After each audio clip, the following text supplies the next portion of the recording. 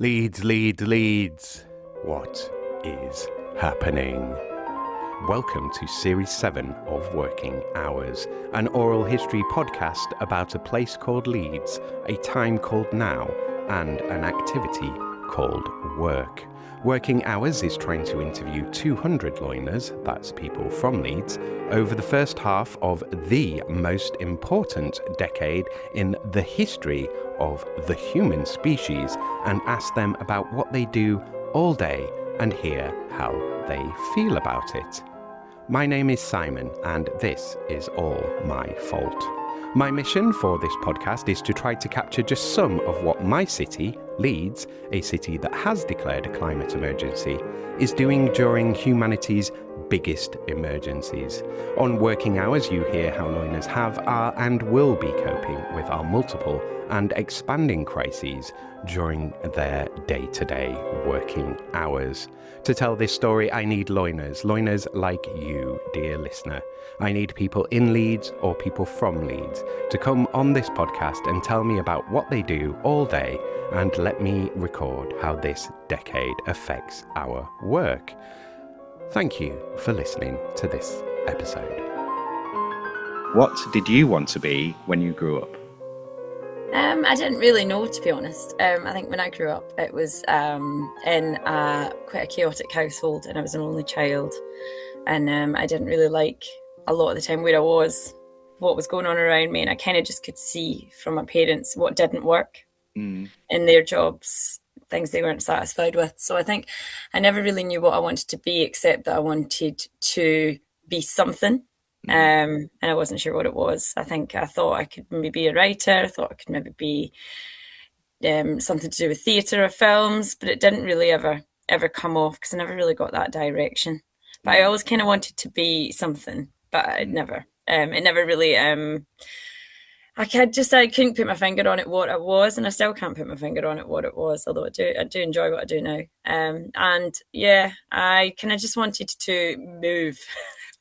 To move from where I was, and hope I'm very in awe of people who kind of knew what they wanted to do and still do. And I think the advice I give to my own children is, if you're going to study at university, if you're going to go to college, try and do something that will translate into a job, because it will help you. If the word of the course can have a suffix or prefix added to it that translates into an actual profession, that would be preferable from my guidance, because I never got that and I would have really liked it. So I'm always hammering at home that you should try your best to not do anything too fluffy.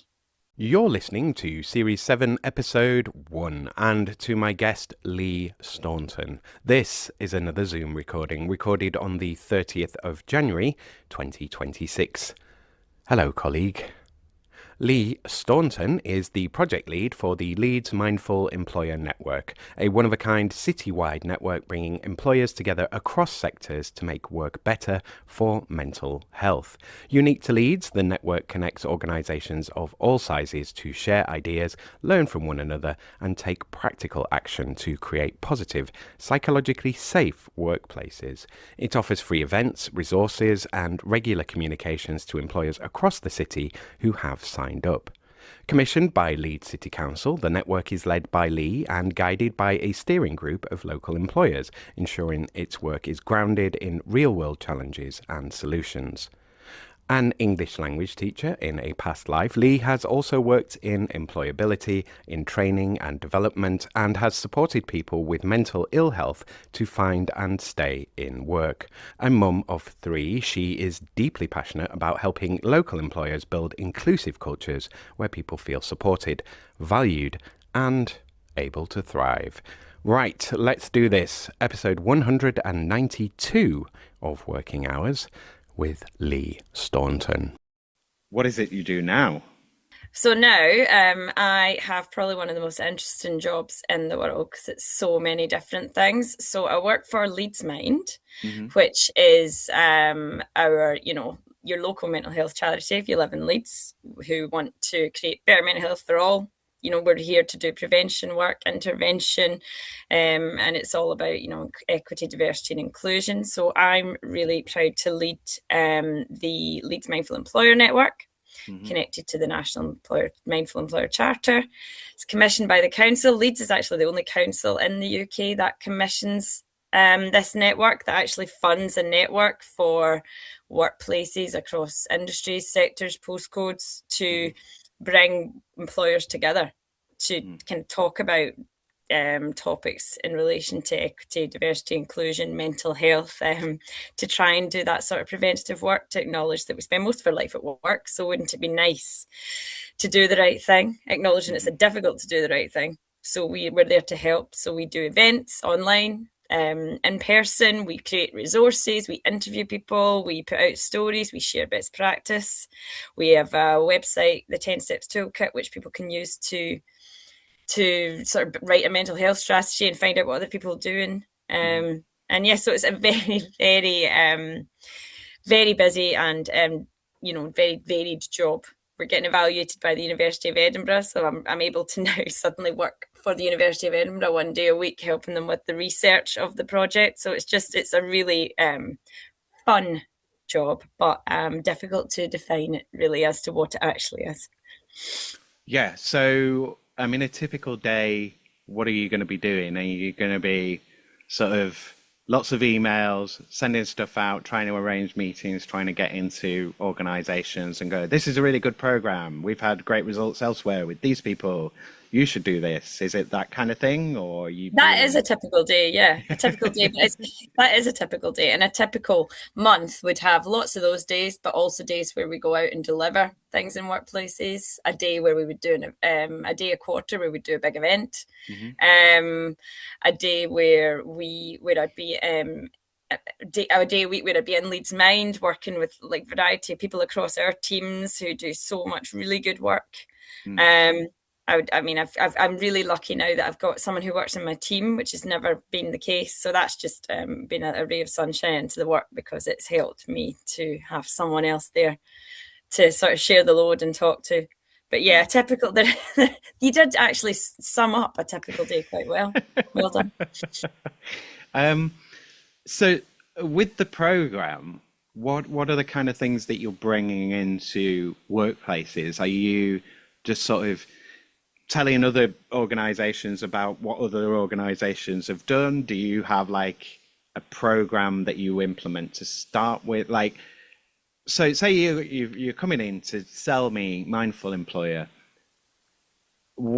How is it? Okay, so the benefits, you can kind of see the benefits. How do I implement it? What do I need to do? Is it, do I need to take the initiative and go to the staff and go, hey guys, what's wrong with you all? I think the first thing we do is we kind of find out about the business. We find out about their organisation. We find out about who works there, what's going well. Why is this meeting happened? What were they wanting to get out of it? And it's really bespoke, and we take it from there. Would you look at staff turnover? Like, is that that's one of the key things that people will always sort of help diagnose an issue, is if staff turnover is high.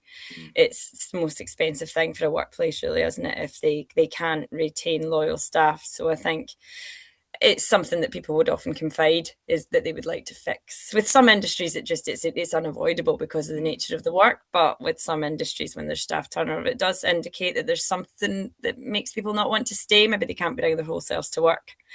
Maybe the workload is too high. And generally we meet businesses and we just find out about them. And from there, you get the instinct as to whether that business needs support, and we're there. We will provide so much support if they need it, and we will signpost to the support they can get elsewhere, and we will make suggestions, and we'll do whatever they want, really, because we just want to help.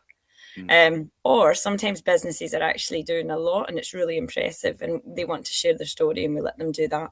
So we would let them tell their story, or we would, recently we got a set of bars together with a data company, and they shared with each other what they were doing, and they created a mental health strategy similar because they shared their ideas together.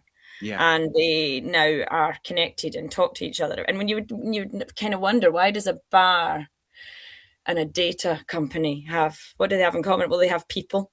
They have people who come to work, and they have people that they want to stay in work and they want to make their people happy and comfortable. So that's what they've got in common, and it's worked really well. Small teams as well. They're both, I would imagine, both small teams, unless it's a Both big growing data teams, company. actually. I think that's probably something that they've got in common is they are both growing teams. Mm, And the other thing they've got in common is they've got sort of well-being leads who really want to make this work. And I mm, think that's what's key there. But yeah, what we provide is really bespoke, but we do provide regular communications. We do provide regular events. That's kind of the thing that we offer everyone. And it's up to you if you want to come. It's up to you if you want to read the communications. But if you do, it can only enhance like what you're trying to do. I want to talk about sort of success rates. So, have you, I mean, in terms of your impact, you've obviously, I mean, the council's refunded you, Mm-hmm. you're obviously delivering. So, what's your kind of success rate, or what are you? How do they What know am it's I? Yeah, working? well, yeah. Well, it's sort of how do they know it's working? What are the results that you deliver, and how often are you able to kind of deliver those results? Obviously, it depends on the organization you're working with, how Mm. much resource they've got, and how much they commit to it. All of those kind of factors. But generally, if you're given an intervention somewhere, is it you know every 1 in 10 maybe you get the results that you want, and the others they various difficulty, or is it more like 5 out of 10? Like, I mean, they don't have to be exact numbers, but if you give us a guide of No, sort of like how do you feel, or what does it tell you is being successful? Because and then maybe we could do a little bit of time just on what maybe the barriers are to when it isn't yeah. successful. I think for us, we're measured on a lot of things. Because obviously Leeds City Council have invested in this. They want to make sure that it's working. So we're generally measured on our outputs, but also in how people engage in our outputs. Mm, So we have to keep our existing members engaged. So we have to mm, measure how many existing members keep coming to our events. yeah. We have to measure new members at our events. We have to measure new people signing up to the network. We have to Mm, measure new people in West Yorkshire signing the national charter, which is something that we partner with. There's a mm, national charter it's a kind of extra commitment that you make.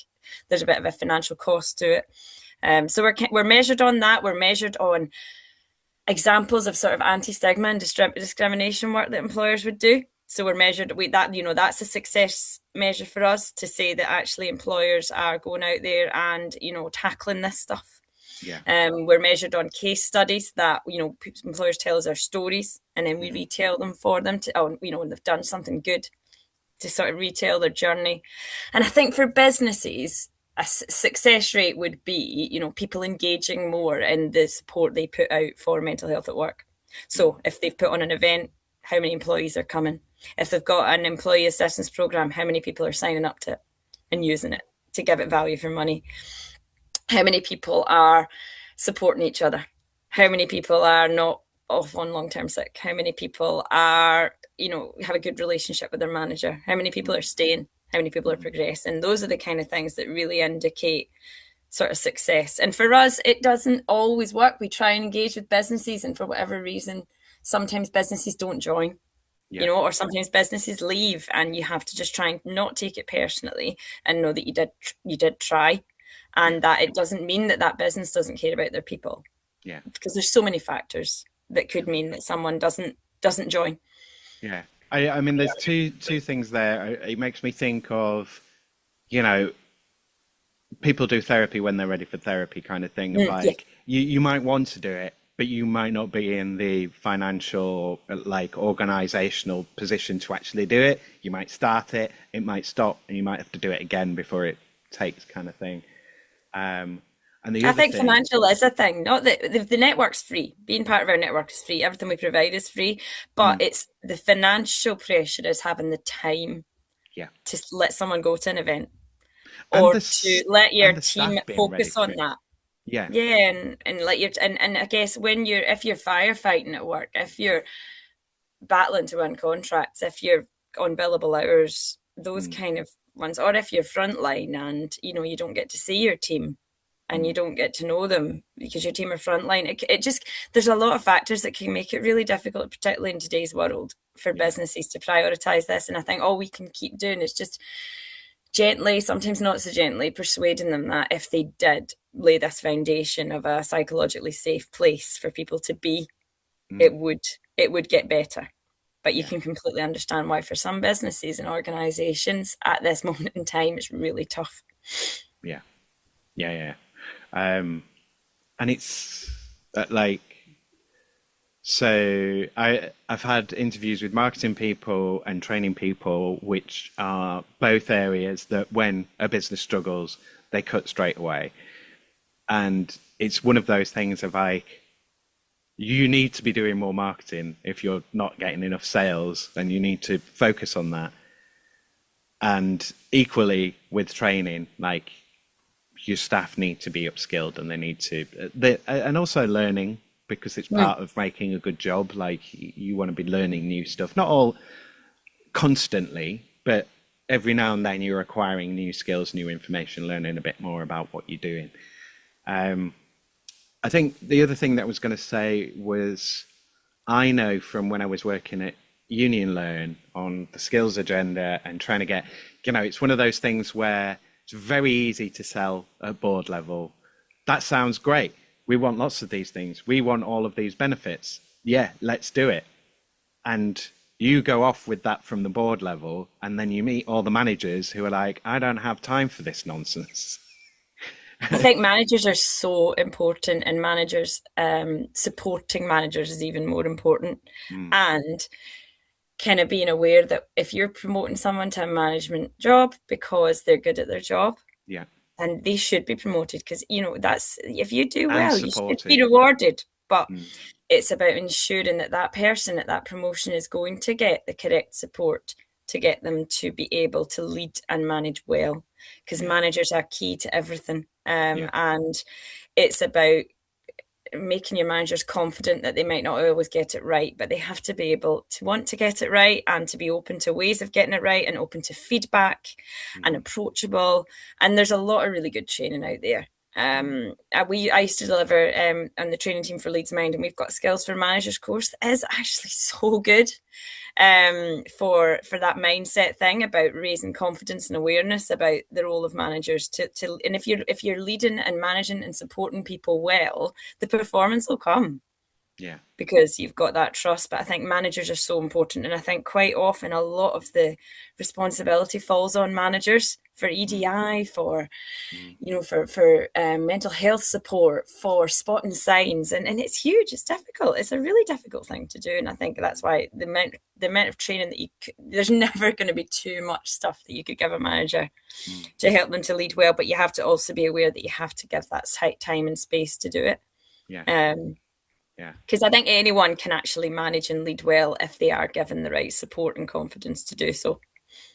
Well, I mean, back in my Union Learn days, the stats were 70% of managers aren't trained, and I would imagine it's either worse or not much better now. And there is a stat somewhere, I can't quite remember the exact numbers around it, and I think it was a global study, that your relationship with your manager has as much impact on your mental health as your spouse. And more so than your doctor. And that was, they actually, when you read into the study, it was in a positive way. That if they are leading and managing you properly, the positive impact they can have is as much as the positive impact of a supportive spouse. Which I think is just a really hopeful stat, isn't it? Because like, if we treat our people well, there's global evidence that that can have such a big impact. And I've had wonderful managers, and it just makes such a difference when if you don't feel like you're just constantly going to get in trouble. Because having worked worked as a probably not a very good waitress, at the start of my working life, I knew what it was like to have a manager that was just waiting for you to fail. And it's not good. And I was going to fail, and I probably shouldn't have been in that job. I wasn't good at it, but it was my favorite job, because of the community that was there. I mean, for me, that's a skills and training issue. But equally with the management, it is that But like you say, it goes back to supporting that manager. Like if you've made someone a manager, I you need to train them. You need to train them in what they're doing. They're doing a completely new role, and if you're not supporting them in that, it's not like they've just gone. Ugh. Like they need a whole new set of people skills.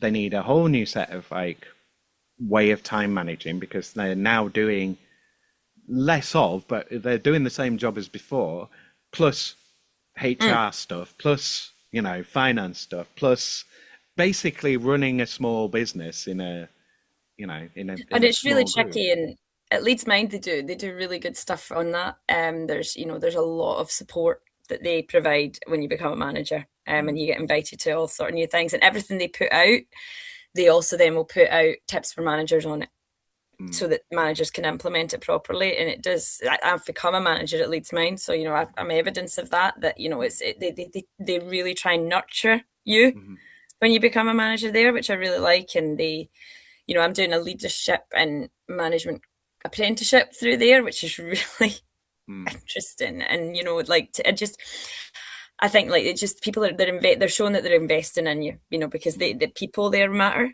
and I think Yeah, that's really important. Because I think if you feel like you matter, you can. It's the golden thread of it all, doesn't it? You more in tune and in line with everything. yeah, And I know that the council does it as well. I think that a lot of the managers that I've worked with at the council, there's so much support out there if you want to get it, like yeah, to help you to support your team. So much good awareness raising stuff put out that you can learn from. yeah, So I think that there is. I think it's a role where you could provide quite a lot of hope and support for people if you're taught to do it right. yeah. Um, I mean, so is it a role that, how do I want to phrase this? So I'm thinking if there's a scale of frustration and elation, which way are you kind of, is it, Oh, my role. Oh, yeah, I mean, is it's it, well, I mean, in general, in terms of getting the program out there, I mean, it It's sounds like, elation. It's a real. It's a you get. It's really it is a really elating job. I yeah, think probably when I started to do it, I was more frustrated because I didn't have as much awareness of. I mm, used to take things personally yeah, if people didn't join or if people didn't come to an event. I would take things personally. And I think I've really learned to not take it personally, yeah, and that it's not a there's so much going on, and it's just about continuing to do it. And it's actually not a very frustrating job because it's a really hopeful job because you get to like there's a lot of negativity out there, and isn't there, and mm, globally, nationally, regionally, and I think I get to see the best of people every week. I get to see the best. I get to speak to the best people every week who yeah, just kind of keep reassuring me that there's people at the helm in this city that really want to drive positive change, yeah, that really want to do it. And that aren't saying that they are doing it and they've done it and they've ticked that box, but that they want to continue to do it because it's never one and done. And I think, yeah, I get to mm, then hook up with National Mindful Employer and speak to people there who, again, give you that sort of that it's not just Leeds, it's happening in other places too, because there's nationally businesses are signing that charter every week to mm, say that they're committed. And that's a really positive thing because I think you need to sort of focus on the helpers when things are a bit going feeling like they're all getting a bit out of control and wrong. It's really good to kind of focus on the people that are helping and that are there, because that's where you think, it's going to be all right actually, because there's enough people out there trying to do the right thing. mm. I mean, I would imagine it's kind of an easy sell in terms of people, getting buy-in, getting people on board to a degree, or getting people interested. But it's when you have to, going back to counselling again, it's when you have to do the hard work of doing the work that it might get harder for people. And like you say, a lot of the time that's to do with where people are as a business and what they're capable of doing, the amount of resource that they've got to give to it. Um, so we can come back to some of this. So I'm going to Mhm. jump into how did you get into it? I did a degree in um, English and Italian Mm, because I got advised by parents that a history of art degree that I'd got into that had been really hard to get into would get me nowhere, which wrong. I'm still not sure about, No. really.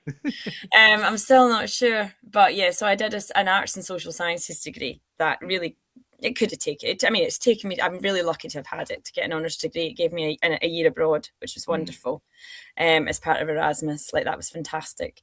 And then I decided to become an English language teacher and, move abroad and do that. And did that in London as well. And that taught me that I really liked delivering messages and helping people to learn.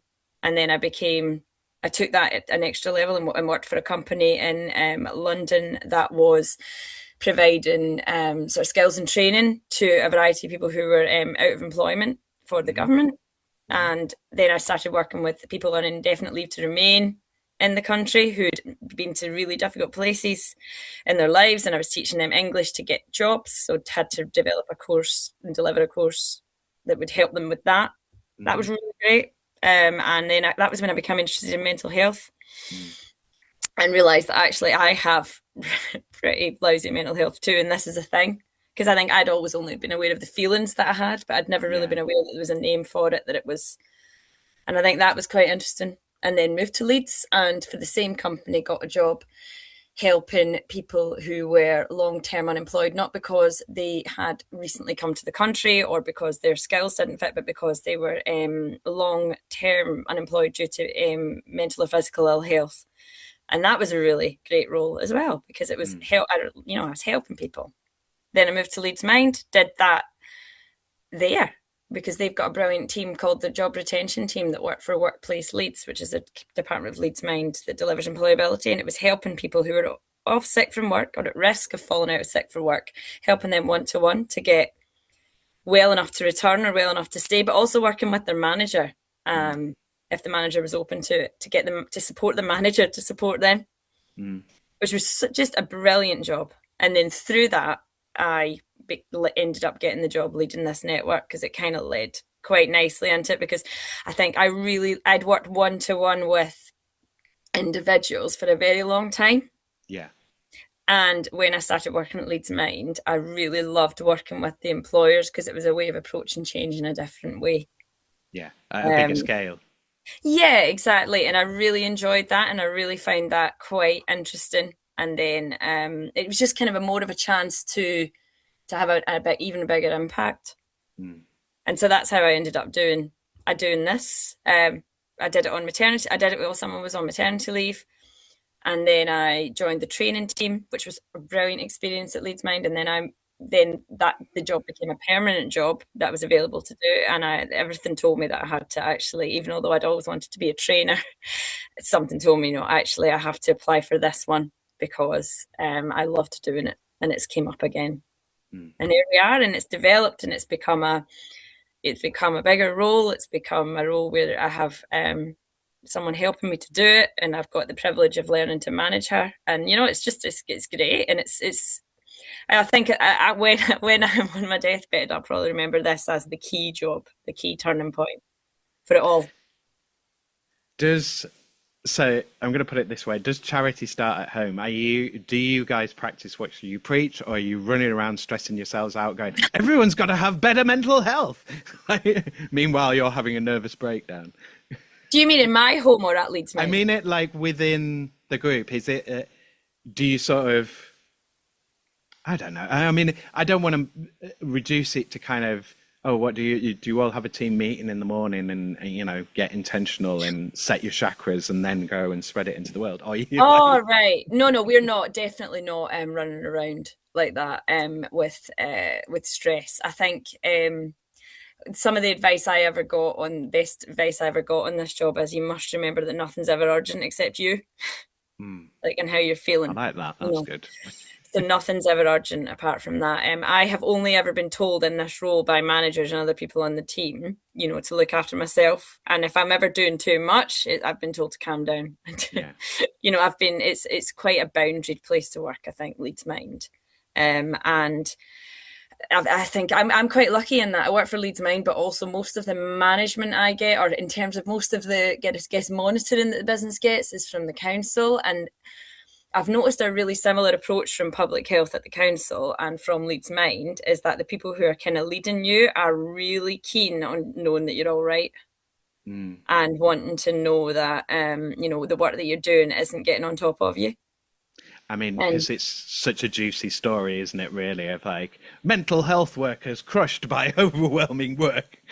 and you do hear those stories, but yeah, I think I'm lucky that the places that I work were kind of a lot of this. I mean, a lot of the stuff, a lot of the content that I put out there, quite often I'll get it from Leeds Mind Mm, because there's kind of really good stuff happening. There's really good examples of things mm, all the time that I hear about, and then I'll put it out to the rest of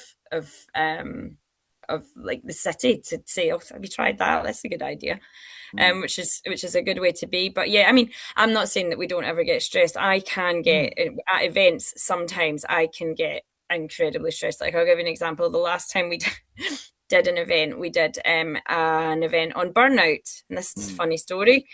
I was told I had a parking space reserved underneath the venue, and I was like, yes. I didn't read the small print, which I often don't do. I don't finish emails, and the bottom of the email it said, by the way, this is no guarantee you'll get a space. mm. And the hour at which you're coming, you may well not have one. It's just that, I It's can't there remember if it's really. available. Yeah, if It's it's there, free, it's you can available. have it. I hadn't read that. So I was arriving just about on time with no buffer so that I would be there before the person, before the people that I managed would be there. And so I was like, I'm just going to be on time. Arrived, and there was a queue to get into the underground car park. And I was like, that's not good. And then I realized, actually, this is a queue. And I asked someone coming out, I was like, what's the story here? And they were like, oh, it's a one in, one out. And I was like, Mm, well, how long am I likely to be waiting here? And they were like, well, I mean, how long's a piece of string? It depends. mm, It's the middle of the day. Most people aren't going to be leaving for ages. And I was like, oh my goodness, this is a big problem. So I did and then at that stage, I was like, right, I'm going to reverse out.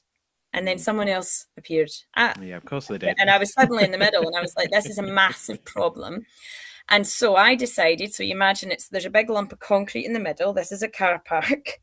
There's the road to get down, there's the road to get up. And I decide, I know what I'm going to do.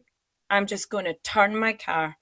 Mm, So I turn the car, going over concrete, mm, probably given it lasted damage. mm, I think the reason I can't turn it properly is because it's stuck on the concrete. mm. I'm revving and revving. I realise actually I've got the handbrake on. The car is starting to smell. I am burning out my clutch, which I have done before and needed to replace it. This is Oh. my new clutch. So then I take the handbrake off and I realise, actually, yeah, this is probably not great for the bottom of the car, but it's an SUV. We're going to be okay, which is why I did it, because I was like, this is an SUV. I'm high up. I'll be fine. I'm higher than that concrete. I've checked. And then, so then, I get out the car park. A very Yay. nice construction worker comes over to me and says, are you okay? Because he's watched this with curiosity. And he then directs me to a car parking space, reaffirms my hope in people and that it'll be all right. He stands in the middle of a car parking space so I can get to it, Mm, and then I go on my way. But it's just an example that at that event then I, went in and had this big, got congratulated for the ease with which the event was delivered and the smoothness of it. But I had to go in, find the person that was there that I managed, take her aside and say, help me, I'm not okay.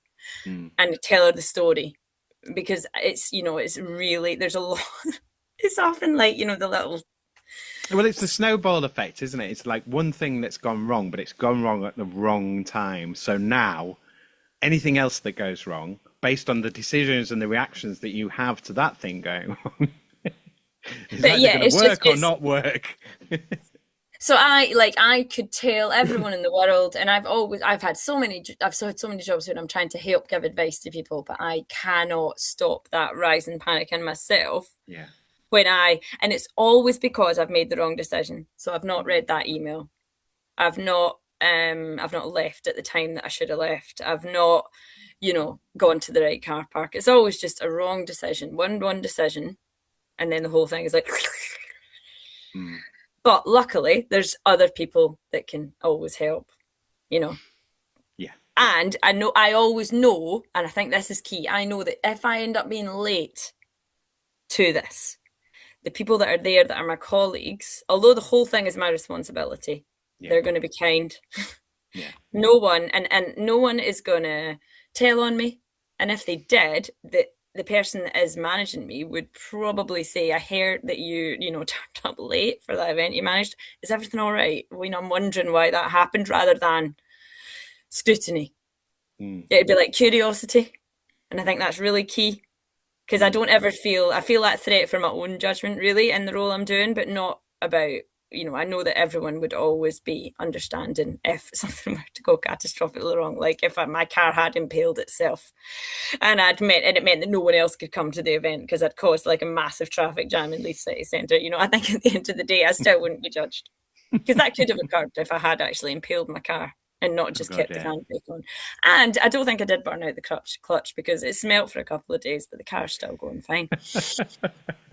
So I'm going to move on to the COVID question. Oh So yeah. were you in this role at the time of lockdown? No, and I do think that's lucky. Yeah. I'd actually applied. That's funny. I'd applied for this role in and not got it Mm. just before COVID. Mm. And I was I really don't do well when I don't get jobs. I get really upset, take it as a massive rejection. Mm. Even although it's not the right thing for me, it feels like the end of the world.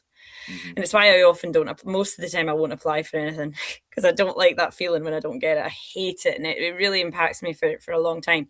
But I didn't get, and so I was still in the job retention role when COVID hit. Mm. And I think it was just as well because I think I would have, having two children who were homeschooled, Mm-hmm. I don't think it would have been the right time for me to do something so completely different. Yeah. So the experience of going into lockdown, Mm. how was that? And then the sort of coming out the other side. Well, was it?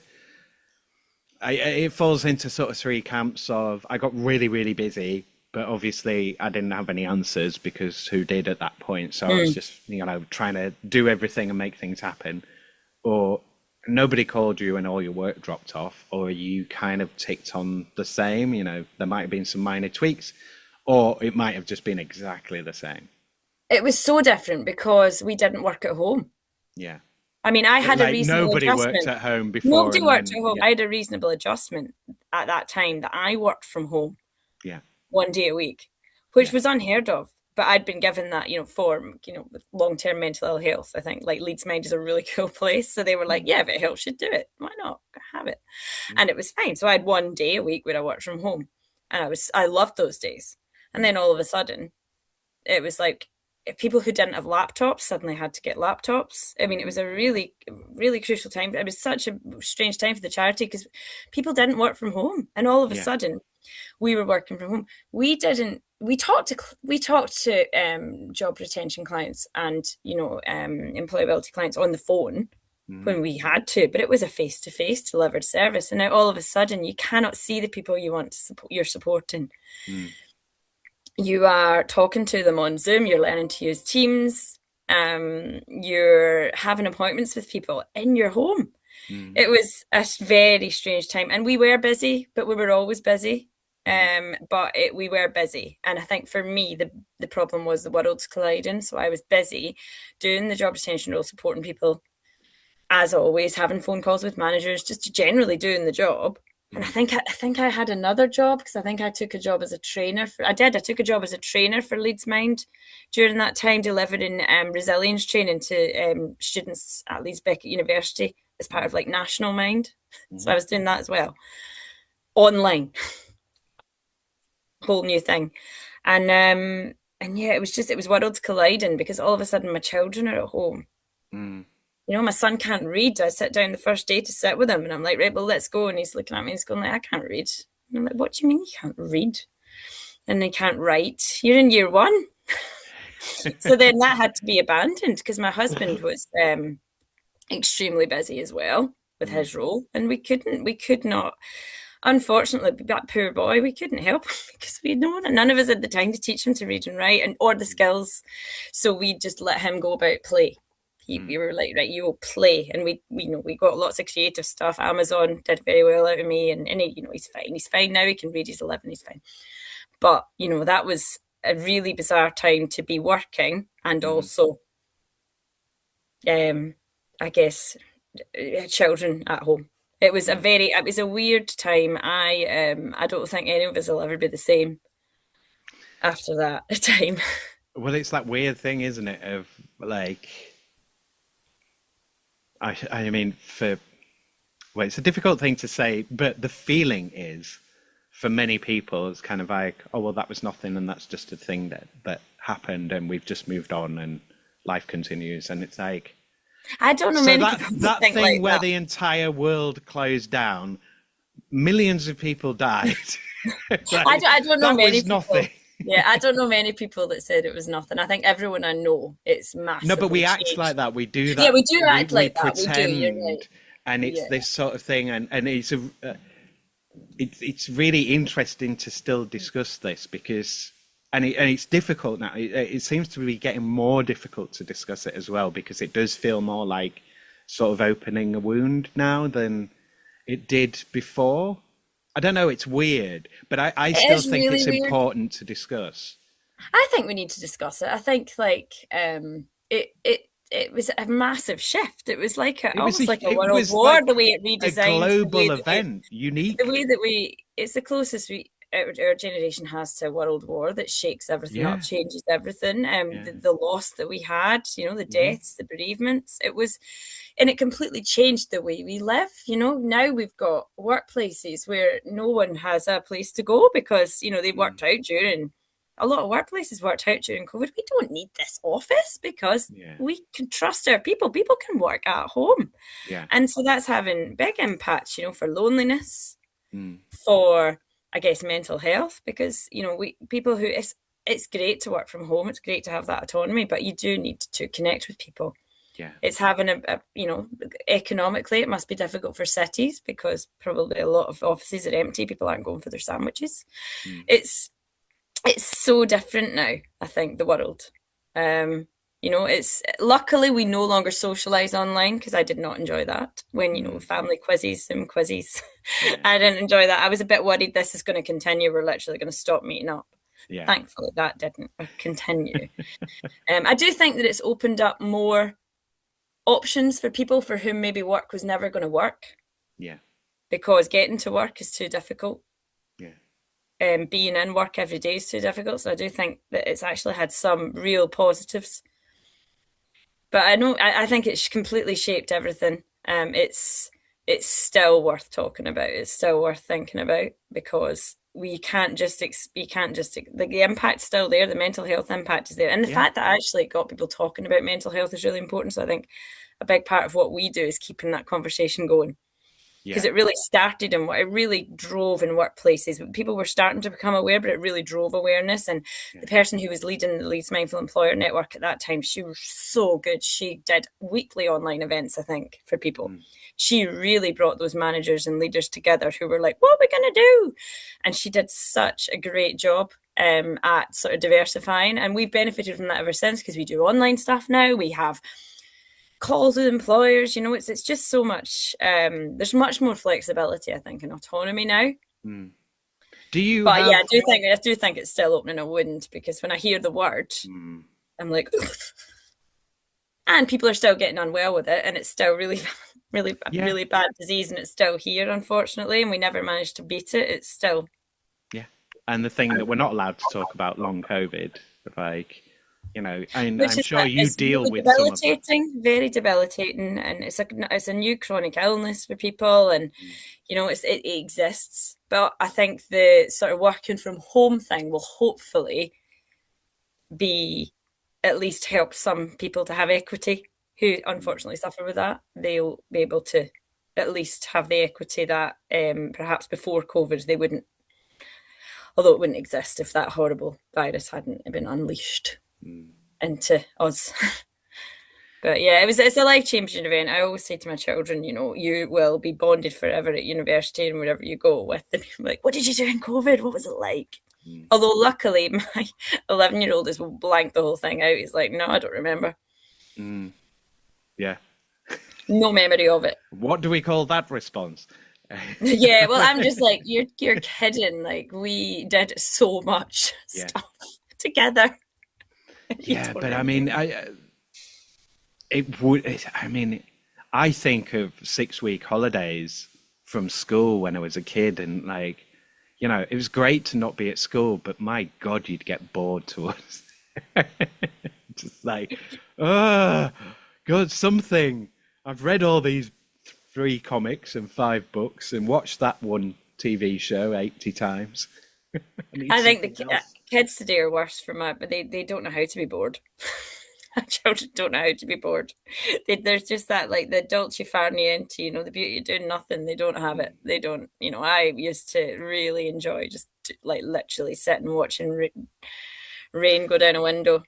Yeah, but You I mean, can't. we've had conversations on this show a couple of times about, the benefits of just staring off into space and being bored. Like, remember how bored you were in the last century? Like all the time. Oh God, I'm so bored. Oh, there's nothing to do. And your parents would be like, "Oh, well, if you're bored, clean your room or do this." And you're like, "Well, that's boring. I don't want to do that. I want But I do something think exciting." sometimes the greatest thoughts come when we're bored, and Yeah, if we let ourselves feel bored, if we're just constantly consuming information on our phones, it's not we're not gonna ever have any peace. but yeah, Um, minor little constant distraction. That's not entertaining. That is a rest. That's a mental health problem in itself. it's tricky. It's really tricky even now, like to work at home, I have to have my phone in a different room with Mm, volume really loud because obviously I'm, 3 children. Very likely that I'm always waiting for a call about, braces appointments or mm, someone's been sick. You yeah. have to be ready. Or no, got my history book. I'm in the toilet. Please bring it to school. Shh, I can't tell anyone. That kind of stuff. But it can't be in the room because it's just there going, see what's happening. Bing, beep. Yeah, lighten Yeah. up. Oh, what have I got? Oh, it's another advert. Yeah. So the other part of COVID, I will ask you this, is normally about the coming out. And again, there's not really an end point here. And quite easily you could say that not everybody has come out of COVID.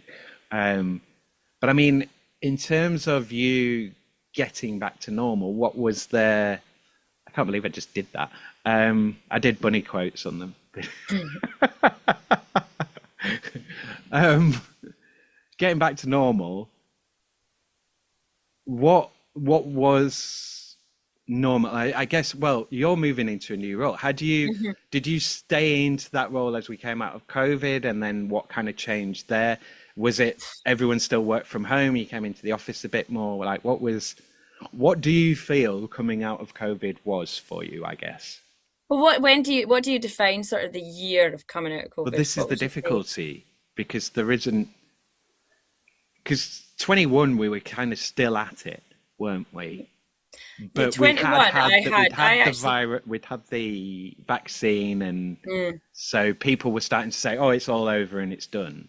But yeah, Well, I actually ended up having a baby in 2021. So mm, when I came out of it, I was coming into maternity leave. mm, So that was really a weird thing because, a lot of the stuff that had existed for new mums wasn't at the very start of the maternity leave, it wasn't there because people hadn't set it back up yet. So that was a hmm, bit strange. And also the fear around illness was really rife. So that was really weird because, my baby was premature and not massively premature, but premature enough that it was a problem. And I was really paranoid about germs. I was really paranoid about getting ill. mm, And then, of course, 2 weeks into his life, he got, I think it's called bronchitis, something really nasty, the bronchiolitis. Now he's in hospital. I'm in hospital. I'm like, this is the last place we want to be. And I think yeah, I would have never been like that, I think, with mother too, yeah, because I didn't think that there was like a bug ready to come in and kill us all. Like it was different. But yeah, I came out of COVID and had a year off work, which was really strange. But it was filled with like financial pressure because um it led to job losses that impacted us as a family mm, and me being very pleasantly part-time and suddenly going back to work and thinking I need more work. I need to it was, and the cost of living had started, and it was all of a sudden it just felt like this isn't going away. yeah, The sort of ripples of this are going to keep on rippling. yeah, We had childcare set up for me going back to work, and then it was that we didn't need the childcare because a parent was going to be able to provide that childcare actually because their job had been gone. Their job was Yeah. gone. And then we had to try and keep that childcare. And luckily we had a really kind lady who said, just tell me when you need me. And we were really lucky because it was only 4 weeks actually that it ended up being. And that, I mean, what a beautiful privilege for that parent that he could actually spend that 4 weeks with. And I was so lucky because in that 4 weeks, I think I got my new role, and we were going, and it was great. And I was doing this job, but doing this job in a way that I had to sort of carry on the absolute magnificence that had been the predecessor who'd gone on maternity leave now, who'd just absolutely transformed the way it was being delivered for COVID. And now I was having to sort of transform it again for non-COVID. Yeah. And I think we've done well because we've now got a bit of a hybrid thing going on where we do things online, we do things in person.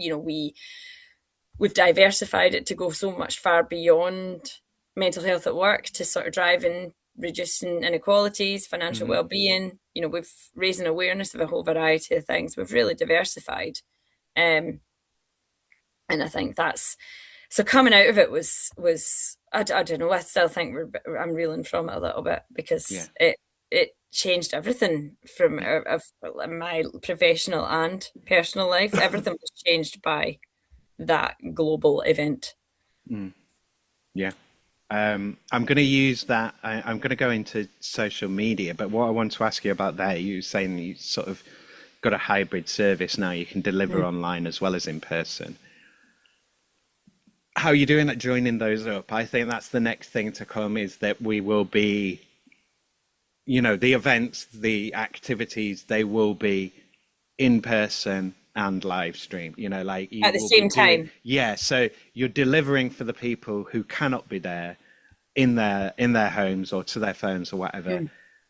They're benefiting from it, but also you've got the real stuff really happening in reality as well, and they can feed into each other. I think that's the next big development. So we've never done that without events. We do it with our steering group. So we're lucky that I don't have to deliver this all myself because we've got a voluntary steering group of leaders and managers across sectors and industries who meet with me quarterly to discuss what we've done, what we could do better, tell me their real life stories of workplaces, and they form, because it's not just me from the third sector telling workplaces what to do, it's a variety of voices that are doing it and living it that design the work.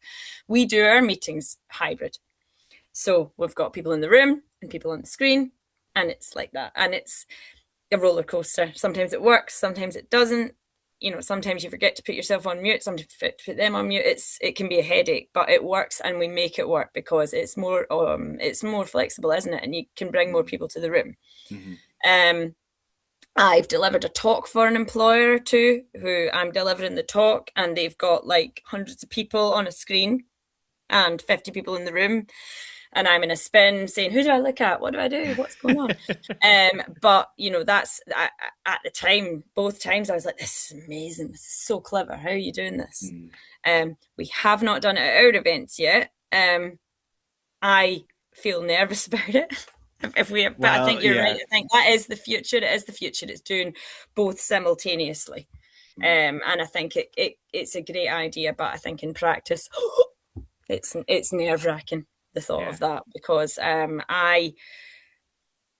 not a tremendous multitasker.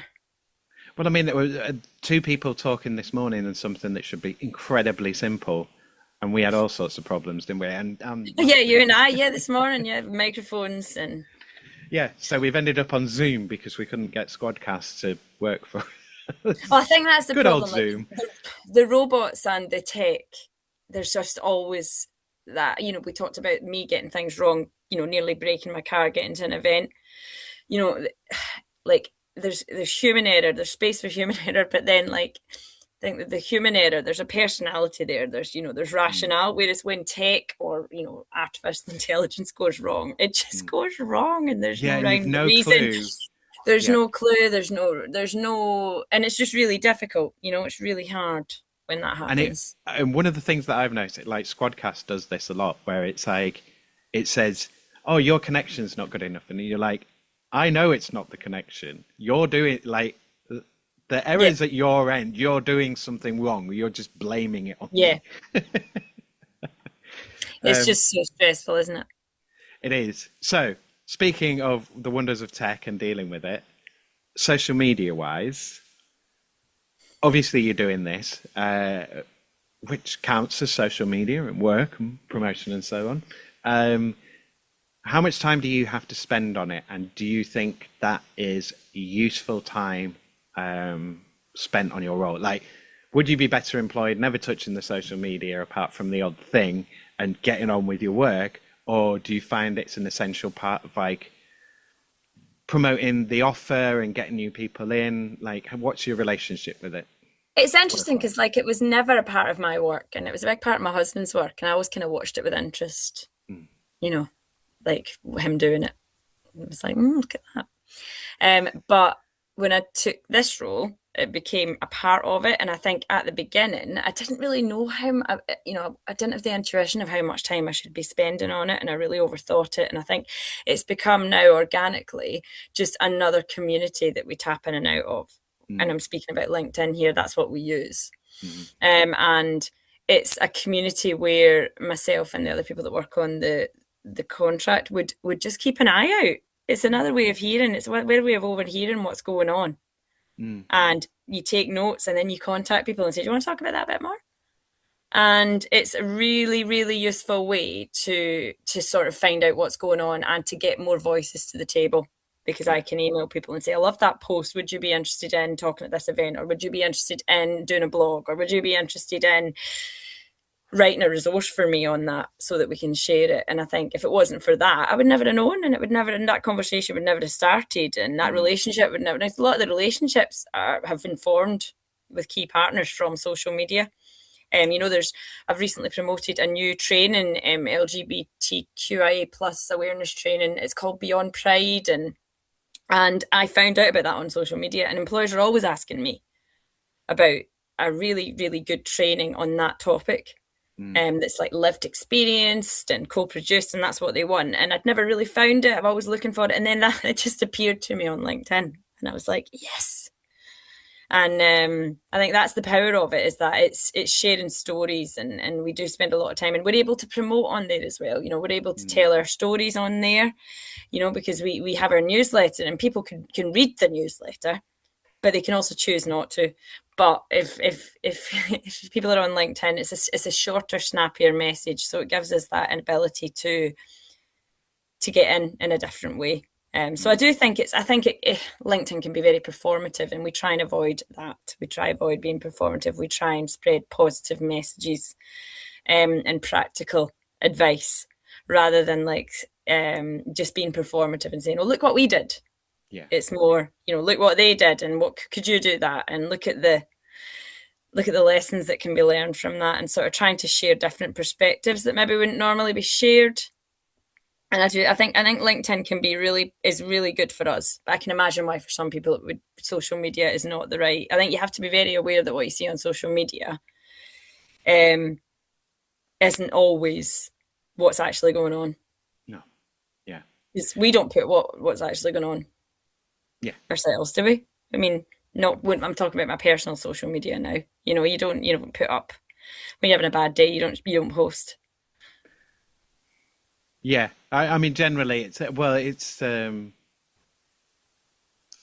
promoting your best self, I guess. It is, and I think that's it. But I think on what we try and do is we try and just keep an eye out for that special piece of something that someone's done, that evidences that they're doing the right thing and that other people could do.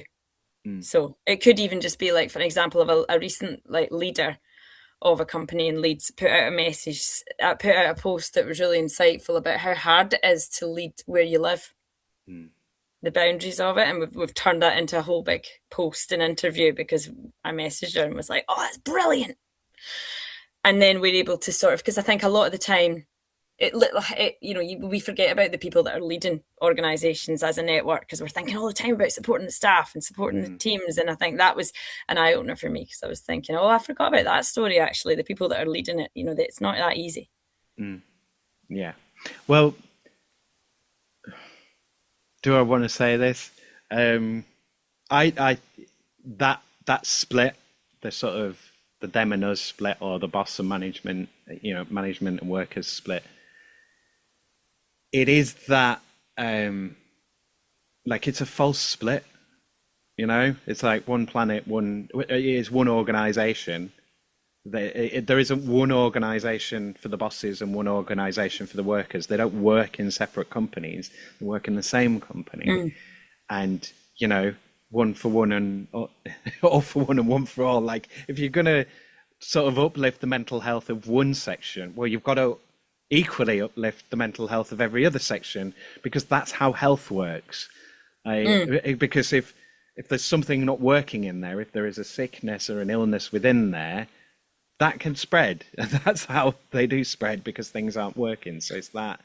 Yeah, we always It's try and a whole approach thing. events. But Yeah, we try and approach events to encourage people to think in those different ways. So, leadership to leadership, leadership to management, manager to manager, manager to reportee, employee to employee, because it has to work at all levels. There has to be that sort of motivation to be supportive at the root of everything for it to work. But also there has to be that sort of, if you want to help other people, you do actually have to help yourself as well. So you have to, be honest with yourself if the work you're doing is making you ill. Yeah. If you're working too hard, and you have to be able to say it. And I think, there's really good opportunity for, I think, leaders to lead with that vulnerability and sort of share when they are having a difficult time. And I think it would make for sort of stronger organisations, because then it generates empathy and things. And I've seen a lot of leaders do that really well, where they sort of share, that this is hard, this is a hard time. We understand, during the cost of living, leaders sharing about the financial well-being openly. And I think that sort of transparency is really positive, because we are all in this together, aren't we? And it doesn't matter what level we are. We're all in it. We're all, everyone's a bit poorer because of the cost of living. Everyone's a bit more mentally unwell because of COVID. We're all just fighting fires, and it's about doing it together, and leading with with that compassion. But yeah, I think social media has helped us. To be honest, I think it's a positive. Bringing it back to your question, it's made the work a bit easier, because we can get more engagement, and we can find, it's like you're fly on the wall sometimes, because people are inviting you to be a fly on the wall through their posts, and then you get to just nudge and say, oh, tell me more. Which is nice, because if you do something on social media, it's nice when someone gets in touch and says, I want to hear more about it. What was the other thing that I was going to say on this? Can't remember, can't be up to much. So we'll move on to Brexit. So, has Brexit affected your work in any way that you can see or tell? I think the way it would have affected work is it's the division, isn't it? That it creates. It's created a division, and I guess the cost of living element that there's no avoiding the fact that it's made, for some industries and sectors, it's made things more complicated, it's made things more difficult, and it's made economic decisions have to be harsher, which affects the people within the organisations, which affects the way that they are. It affects everything, because if a business is not doing well, a business has to make difficult decisions, it has to make redundancies, it has to and redundancies affect mental health.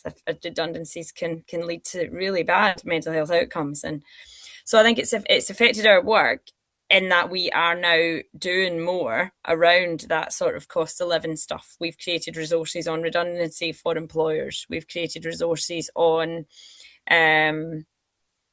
redundancies for employees, how to, like, a diaries for employees, to when they've been made redundant, how they can keep themselves busy, and ask employers to share them with people, to try and keep mental health up. So we've diversified our content a lot. I think Brexit's biggest fallout has been that financial stuff. It has been the financial difficulties, and thinking about things in a different way. And I think that's all what we've done, is just try to respond to that and try to put more in about financial well-being, try to raise more awareness, try to use our great partners like the Money and Pension Service, Money Helper, the local one, Money Buddies, just to try and mobilise people and create resources so that employers realise they've got a responsibility to make sure that people are okay, and to make them understand that if you do want people to be productive, you need to make sure that they've got enough money. Yeah, So well, you need to they need the you need to resources help. to be able to do it. Yeah. So you need to raise awareness of what will help, and I think there's a lot of businesses doing that really, really well. Because if you can't pay people more, then you have to help people to budget better. You have to help people to stretch their money. You have to give them the tools to live differently. Because often it's just the small changes you can make that can actually help.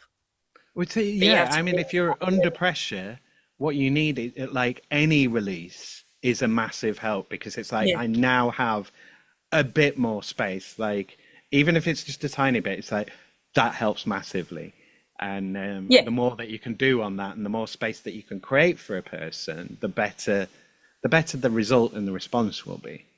Well, Leeds City Council do like a wellbeing week, Leeds Wellbeing Week, and they've got so many talks, and it's all on like mortgages, electricity, all this really good stuff that they let. They're very kind enough to let me share it with everybody in Leeds through the network, and it's that kind of stuff that I think makes a difference. Because Brexit hasn't affected my job in terms of the way I deliver it. I'm lucky it hasn't affected it in any real shape or form. But it has affected, I think, the need to address the financial fallout from it. What was the other thing that I was going to say? Yes, so kind of related to this as well, and going back to your earlier point about supporting the people, it is taking that person-centered approach, and I mean, not people, not this abstract, little ergonomics figure who lives in a place that doesn't exist, like the actual human person standing in front of you or on the other end of your conversation. And the person is not just their role, they're their many roles and their many contexts, and the context that they're within, their living situation, their financial situation, how leaky their house is, or how drafty their house is, how much they're going to be spending on energy to heat a drafty house because they can't get it fixed. Like, everyone's all of always these got things. something going on. Yeah. And I was speaking to two people yesterday about this, because I was speaking to a charity that have they suggest a carer's passport, which is a brilliant thing. So it's like if someone is a working carer, they have a passport that they give their manager, and it tells the manager everything that they need to know about that person, everything that they need if things go wrong, everything, the adjustments they might need, and it's really helpful. And there was a person on the call whose job is to help employers to support parents in the workplace, and we were saying, wouldn't a parent's passport be handy as well, actually? Because parents have a really, really difficult time as well, and then you talk about parents with children with disabilities or special educational needs, that's even harder. And then we were like, and what about people with, maybe there should be a moving house passport, or maybe there should be a car's broken down passport. Just the amount of things that can happen. And I think employers need to, as well as be aware of mental health, they need to also be aware of trigger points in life. That if you know an employee's moving house, for an example, you might want to keep checking in with them about money, asking candid questions about that, asking candid questions about stress, about workload, because that's one of the most stressful things we can do. If a new person has joined your workforce, you can't just assume that everything's going to be all right. You need to check that the payment cycles are going to be okay for them. Because that might be a nightmare for them. They might be 2 months without money, and because of the payment cycle, and they haven't thought. And you have to get into the job. Yeah. Or they're getting emergency taxed, and they're getting emergency taxed. You just don't say anything. But you need to say, you're getting emergency tax. That's awful. Is there anything we can do? It's those person-centered approach to, that we're all at any point just a slave to the next thing that's going to go wrong. That will affect our ability to focus at work. But what could help is a good foundation of people saying, I know I've noticed that this has happened, and I'm wondering if you're all right. And I'm wondering what could help. I'm not saying you should do this, you need to do that, because we all know that brings out the no reflex. It's more, have you thought about this? And I think one of the things we do really well in the network is every month we flood the people who are subscribed inbox with places in this city that are there to help with almost everything you could think of, Yeah. that employees can access for free. Yeah. A lot of the time. And I think that's really important, because it's not about throwing that stuff down people's throats, but it's about when something happens, you're thinking, someone's in a one-to-one telling you about a problem, and you're thinking, oh, wait a minute, I remember that thing I saw in the newsletter. You bring it up and you say, have you heard of this? Would you like to hear more about it? I'll tell you more about it. I'll email you about it. And then that person has, through their manager, they've not been told you must go to Money Buddies, for example, but they suddenly know it exists, and they'll start to think about it, and then eventually they'll convince themselves, actually, that is a good idea. I'm going to do that because I want to. And I think that's a lot, that signposting stuff is really important, part of what we do. I'm going to move, well, first of all, before I do anything else, how are you fixed for time? Do you need to get away at 12? 12, yes, I could do with getting away at 12 if that's all Okay. right. So, what should we do? Let's just try and be as quick as possible. So, That's fine. let's do a minute or two on climate change. How does climate change impact your work? Is it something that you think about, consider? Is it something that comes up? We do think about it, yeah. We do think about it. We try to avoid paper where we can now, because I think it's sending a good message. So we try to avoid, our resources are mostly digital now, because we want that to be the case. We try and encourage people on event invitations now to travel by public transport, and we go really far into sort of sharing how to get places by public transport. We encourage car share. You know, that's impacted our work because that's an extra consideration now. We, like everyone, would use Copilot or AI, and we have to have a think about that. You know, we have to think about when could we not use that, actually, because All the that is time. a massive You problem. didn't use it before. We didn't use it before, so you know, it's about thinking that, you know, that's actually, you know, what could we use instead, because that's going to, you know, that's cutting down the trees. Like, that's a big issue for the climate. We try and, you know, if we're going to provide food, we would try and not have overly packaged stuff. You know, at our last conference in 2024, we did goodie bags, and they were full of really good stuff, but it was plastic. So we're not doing that at the next conference. We're going to have a workbook, one workbook that people are going to get, and it is going to be handed to people because we want to make it accessible. We want people to be able to take notes. We want people to be able to have something in their hand to hold, and we don't want to be worrying about tech. Yeah. But that's what people are going to get. They're going to get this workbook from us. That whereas before, I think it would have been a bag. It would have been, but it just, you know, it breaks my heart when you go into Home Bargains and it's just rows and rows of Valentine's tat, Easter tat, and people are buying it, and I just think about landfill and, you know. So I think also, you know, we have to be aware that a lot of people are anxious about the climate, and I think it's about making employers aware of that as well. That, you know, particularly younger people are very anxious about this because they talk about it a lot in schools. As a mother, I know that my children are. It's great, but they raise a lot of awareness about it at schools. Meaning is incredibly important for your mental health. And if you have an existential crisis that's basically like, this is going to wipe most of us out, nobody's actually doing anything about it, nobody cares, off you go. And the only thing I'm supposed to go and do some rubbish job for crap pay to make someone who's probably awful much richer, and I'm supposed to be happy with that.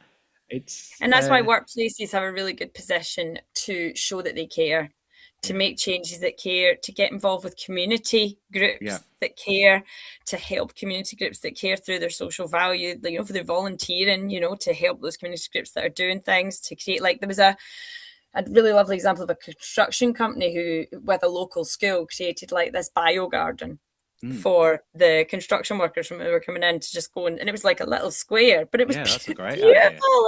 It was created with children, and it was just a really good example of, say that one of those younger construction workers had, you know, was worried. That's going to make him feel better.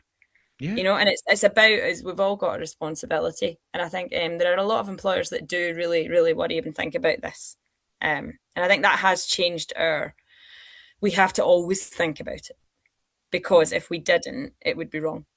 Yeah. Yeah. So it has changed. Yeah. So I'm going to jump straight to the change question because I think UBI is a little more complicated. So if you could change any three things about your work, what would you change? Oof. Oh, that's such a good question. And I did read it and I just was like, it'll come to me through the conversation. If I could change any three things about my work, what would it be? So three things. Um, I would love if there was a me in Bradford too, Mm-hmm. in Huddersfield, in Sheffield, Yeah. in Wakefield. Yeah. I think if we were coming at it, because obviously it's difficult. There's so much good stuff going on in those cities too, Mm. that maybe people can't access. They can't access the stuff in Leeds, but I'd love to be able to hear more about it, but there just isn't enough time. So, I'd love if there was more of me in those places. If maybe Wakefield City Council thought, oh, do you know what, we're going to do what Leeds City Council have done. I don't even know if it's Wakefield City Council. I'm being completely ignorant. It could be Kirklees. I don't know. My geography is terrible of West Yorkshire in You don't general. need to know that. It's not important No, to I you. don't need to. I would need to. I would need to know that if I had If to you were choose doing it, Wakefield. yeah. I know about Kirklees and I know about Bradford. Wakefield Yeah. was the one I didn't know about and what it's called, and I've just chosen that one for fun. But yeah, I think that would make things a lot easier, if even easier, because it is Yeah. easy because people want to make a change. So that would be really, really positive. I think I would also like it if there was sort of more time. So if it was made sort of almost mandatory that every manager has to spend this amount of time a month on mental health at work Yeah, just initiatives sitting and stuff. under a tree or something. No, but like doing stuff that was connected to the mental health and well-being for their team. So I think if that was contracted, I think that would make it a lot easier as well, because more people would be able to come to the table. Yeah. I think that would make it really, really a really positive thing would be if people absolutely had to, and then they'd more time. And I think the only other thing I would change would be, I think I would quite like if we had just a never ending, if time was never of the essence, so that I could do more and more and more. Sort of when you go out and you do one-to-ones with the businesses that really need the one-to-ones, and I could shout more about that and be like, come on, let's do this, because I think that's such a special part of what we do. And it'd be great to have even more time and resource to do that, to be able to go out and meet businesses and because we do loads of that, but it would be great to do more. Are you familiar with Miranda? I'm going to get her name wrong. I'm going to pronounce it wrong. Aria, I think. She's been on the show. She does the Heroes Workbook project. She's on link. I'll send you a link to that episode. But yeah, I won't get into it now because we don't really have the time. But interesting. I think there's a possible interesting link there. But I was going to ask you about sort of training people up, because that's kind of their method of like, here's a set of skills, train people up, now you can go and do that work. Would that fit maybe for mindful employers? It would be great. Like, we're getting evaluated by the University of Edinburgh at the minute, and we were really lucky that it's by the first Elevate team. So it's like a public health interventions sort of study team, research study team, and they're wonderful people who want to research things that can make cities better. And we were privileged to be actually part of deciding what it would evaluate. And one of the things we wanted to know what works well, but we also wanted to know what could be better and why would some people not join. But we also sort of wanted to commit to this evaluation like a really good sort of way for it to be simply put to other cities how they could develop a network like this.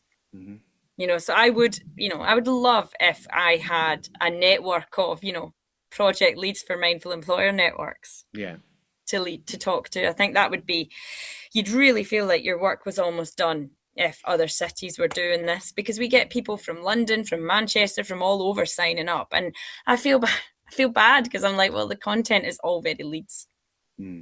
It's Leeds focused, and that's great, but they're still getting lots of good ideas, because I mean, an employer in Leeds is going to be doing the same stuff as an employer in Manchester, but the signpost and stuff that we're sharing, it's very regional. Yeah. So it'd be great. And also our events are, very regional. You're not going to come from Somerset to an event in Leeds, but you could join one online. But the events are, again, they're very tailored to Leeds audiences, because we get local experts and local providers to come and talk about the great work they do. So it'd be great to see it expand, because it makes a big difference, I think. Cool. So I'm going to do this in the usual way round. I am going to ask the UBI question, but I'm going to ask you now, and my microphone arm has decided to fall off as well to add to today's brilliantness. So where can people find you? And also, you have an event coming up, so please tell us about that and ignore what you're seeing on the video. So you can find us via the Leeds Mind website, Help for Employers. You can find us on LinkedIn at Mindful Employer Leeds, and you just join the network for free, sign up, and you're there. Encourage other people in your workforce to do it too, so that if you leave, there'll still be representation of your business. I will ask Simon to share the link to join as part of this. And we've got 2 events coming up, which again, I'll share both of them. We've got the Neuro Inclusion at Work and Moving Beyond Awareness to What Actually Works, which is at Answer Digital on the 31st of March. So we'd love to see employers there. And we've got our conference full day, again, free event, full day event on the 20th of May. Tickets haven't been released yet, but they will by the time this comes out. And that's a full day at Leeds Beckett Carnegie School of Sports on workplace wellbeing through uncertainty, instability and change. And we've got some really good topics being discussed that day, and some really good stall holders and some really good wellbeing activities. And the last conference was an absolute smash out hit. So this is going to be a great day for people to come, and we want as many Leeds employers there as we can, and West Yorkshire employers if they've got people that work for them that live in Leeds, because we'd love to have them.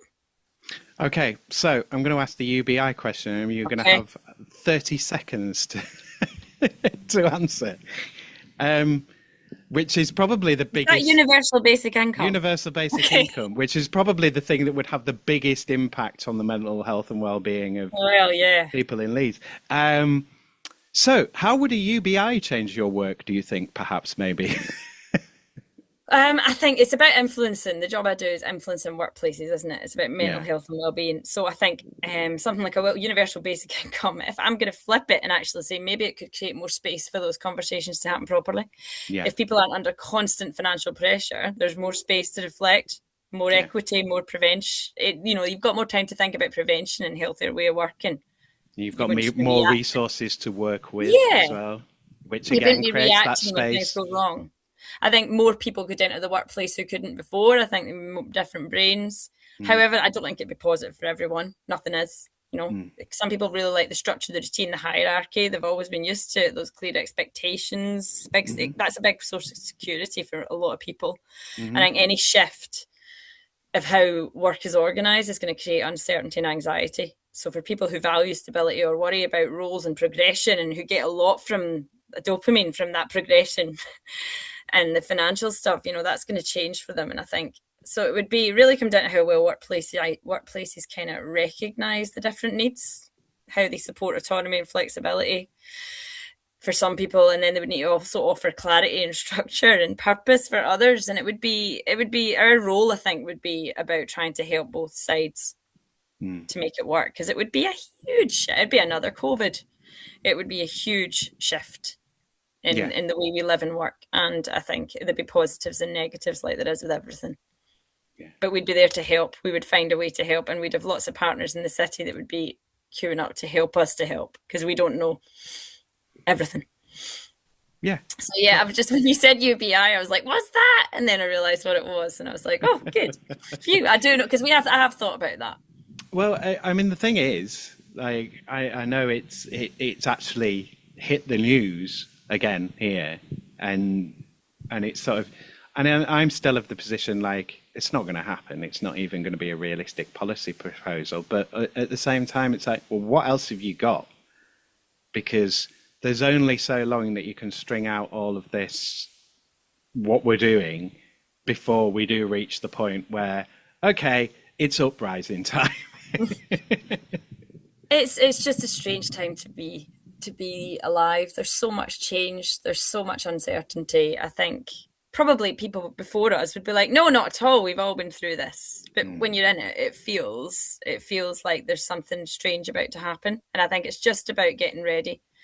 And I think if COVID taught workplaces anything, it's about, you've got to be ready. You've got to have some ideas about how you would approach something were it to happen. Because then you can react measured. You don't have to react in a way that, could have catastrophic, results for your business. It's all about being ready and being aware and not being an ostrich. And there's always good can come out of everything, I do think. There's always going to be something that positive. There's something to learn from. Thank you again to Leigh for being my guest. Thanks as always to all my guests, and thanks to you, Leeds, for being my subject. You can find out more about Leigh's work at leedsmind.org.uk. I will put a bunch of links in the show notes. So rather than reading them out here, they'll just be in the show notes. So go check them out. And there'll be a link in there for them on LinkedIn, the upcoming events, and for Mindful Employer. If you'd like to contact me about being on this show or about anything that happened in this episode or anything at all working hours related, you can email me about this show at workinghourspod@western-studios.com. Okay, that's me. Remember, listener, no matter what you do, it's impossible for you to understand anything that your salary depends on you not understanding. So try to work for peace and try to plan with kindness. Raise your voice, but reduce your impact. Cheers, ears. Take care out there and be kind to each other, Leeds. Thanks for listening. Oh, and if you enjoyed this episode, why don't you share it with someone else who you think might get something from it? Thanks. Working Hours is produced, recorded, edited, created and published by Simon Treen for Western Studios Leeds Limited. The music was The Bees from Chopin's Etudes, which is in the public domain and was taken from museopen.org. Remember Western Studios Leeds Limited when you're ready to start making your content in West Yorkshire. Follow Western Studios Leeds on Facebook, facebook.com/Western_Studios_Leeds, and on LinkedIn, linkedin.com/company/Western-Studios. Bookmark western-studios.com so you can see the latest prices and use my contact page to drop me a message about your own podcast project or working hours at any time from anywhere. Maybe you want or need a podcast host, co-host or narrator for your podcast project.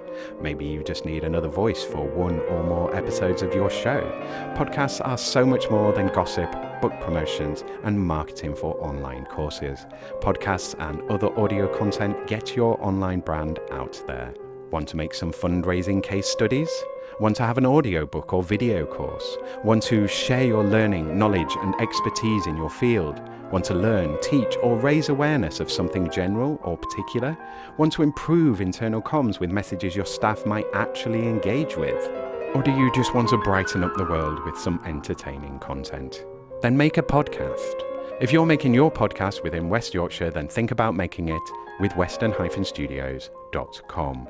Whatever your podcast questions or needs, get in touch with Western Studios Leeds.